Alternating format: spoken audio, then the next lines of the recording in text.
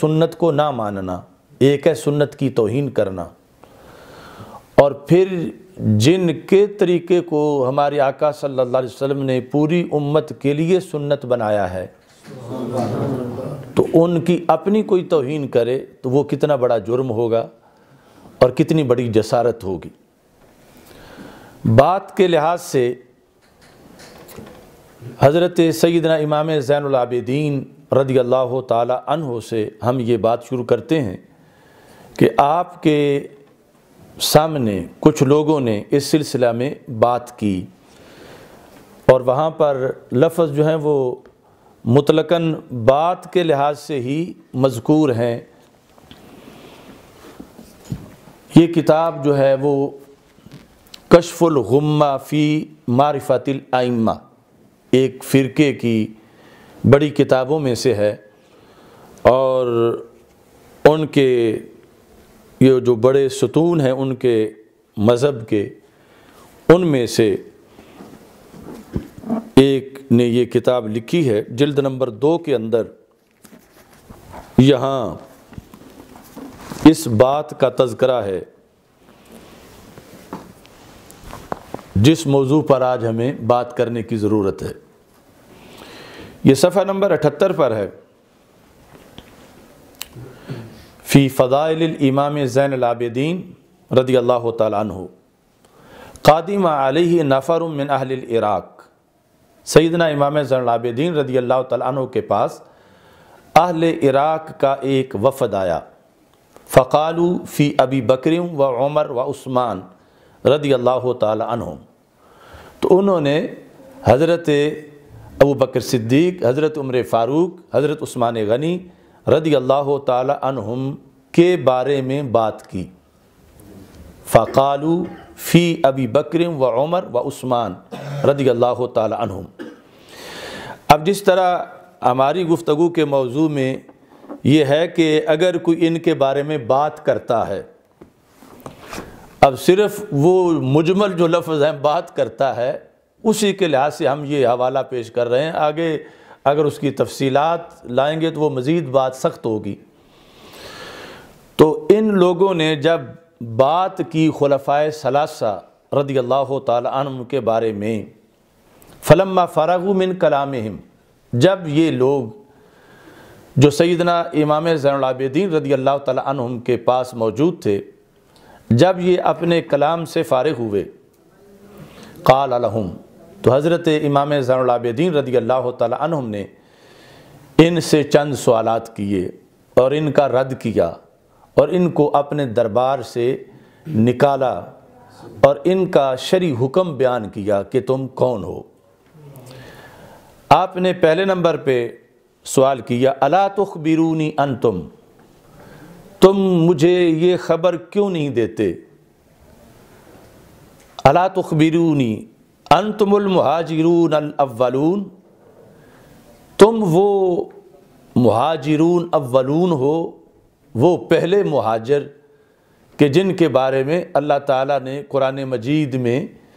ان کے اوصاف کو بیان کیا۔ تو یہ کہنے کے بعد آپ نے ان کے سامنے قرآن مجید کے 28ویں پارے کی سورہ حشر کی آیات پڑھی کہ انتم المہاجرون الاولون، تم ہو وہ مہاجر اول، کون؟ للفقراء المہاجرین الذین اخرجوا من دیارہم، کہ جن کے بارے میں اللہ قرآن میں فرماتا ہے کہ وہ مہاجر جنہیں نکالا گیا اپنے گھروں سے، واموالہم، اپنی کھیتی باڑی سے، زمینوں سے، یبتغون فضلا من اللہ ورضوانا، وہ نکالے گئے اس حالت میں کہ وہ اللہ کا فضل تلاش کر رہے تھے اور اللہ کی رضا کے طلبگار تھے، وَيَنْصُرُونَ اللَّهَ وَرَسُولَهُ، اور وہ اللہ تعالیٰ کی مدد کے لیے نکلے تھے اور اللہ تعالیٰ کے رسول صلی اللہ علیہ وسلم کی مدد کے لیے نکلے تھے۔ وہ کون ہیں؟ اولئک ھم الصادقون، وہ سارے کے سارے سچے ہیں۔ یہ جو سورہ حشر کی آیت ہے، آپ نے یہ آیت نمبر 8 پڑھ کر انہیں کہا کہ یہاں جو للفقراء المہاجرین کا لفظ ہے اور جنہیں پھر اللہ تعالیٰ نے ان کی شانیں بیان کر کے ان کا ظاہر باطن وہ اتنے کھرے تھے، چونکہ اللہ تو دل کے بھید جانتا ہے کہ وہ اللہ اور اللہ کے رسول علیہ الصلاۃ والسلام کی مدد کے لیے نکلے تھے اور ان کا مقصد صرف اللہ کی رضا کا حصول تھا، اور وہ سارے ہی سچے ہیں۔ تو امام زین العابدین رضی اللہ تعالی عنہم نے ان لوگوں کا جواب دینے کے لیے ان سے پہلا یہ سوال کیا کہ تم بتاؤ کہ یہ جن مہاجرین کی شان بیان ہو رہی ہے، انتم المہاجرون الاولون، تم ہو یہ پہلے مہاجر کہ جن کے حق میں یہ آیت اتری ہے؟ تو انہوں نے قالوا لا، یعنی ہم یہ نہیں ہیں، کیونکہ یہ تو ہم سے پہلے کے لوگ ہیں کہ جن کی یہ شان اللہ نے قرآن میں بیان کی ہے، کیونکہ یہ جو امام زین العابدین رضی اللہ تعالیٰ عنہ کے پاس آ کے بیٹھے ہوئے تھے عراق کے لوگ، یہ تو ابھی کافی بعد کے لوگ تھے۔ حضرت امام زین العابدین رضی اللہ تعالیٰ عنہم نے پھر فرمایا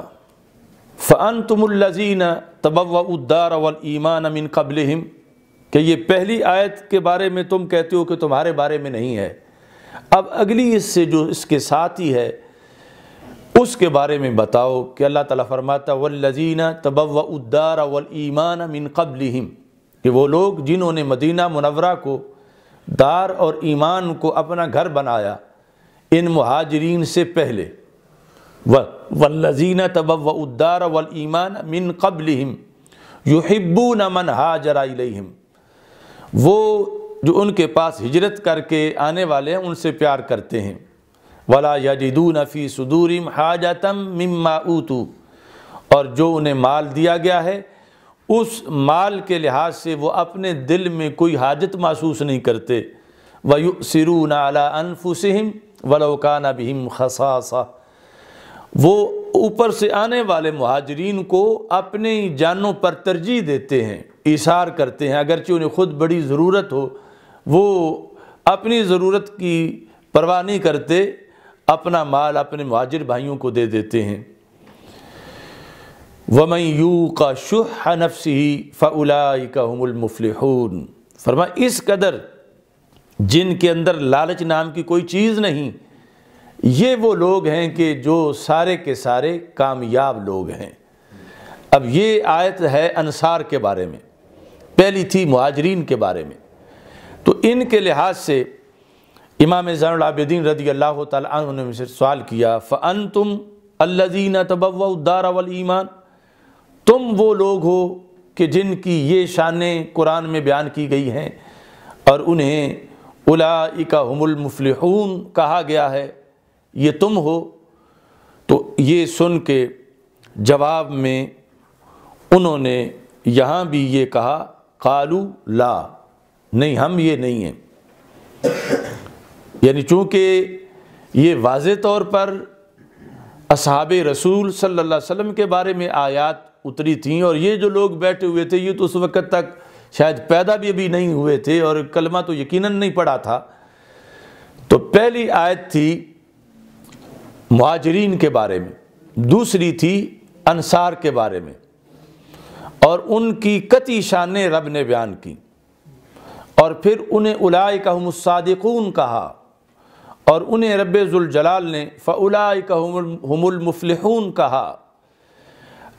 اب اس کے بعد امام زین العابدین رضی اللہ تعالی عنہم نے ان لوگوں کو کیا کہا جو خلفائے ثلاثہ کے بارے میں بات کر رہے تھے؟ اس کو کیا معمولی سمجھا یا ان پر کوئی فتویٰ لگایا؟ حضرت مولا علی رضی اللہ تعالی عنہ کے پوتے نے امام حسین رضی اللہ تعالی عنہ کے عظیم فرزند نے اہل بیت اطہار کے علوم و معارف کے وارث امام زین العابدین رضی اللہ تعالی عنہم نے محض ان سے برات کا اعلان کیا یا صرف خاموشی کی، یا ان کے لحاظ سے آپ نے شرعی حکم بتا کے پھر ان کو اپنے دربار سے نکالا؟ اس چیز کو آج اس موضوع کے لحاظ سے ہائی لائٹ کرنے کی ضرورت ہے۔ تو امام زین العابدین نے یہ فرمایا، یہ اگرچہ یہ سب کچھ ہماری کتابوں میں بھی موجود ہے، لیکن یہ جو میں آپ کے سامنے پیش کر رہا ہوں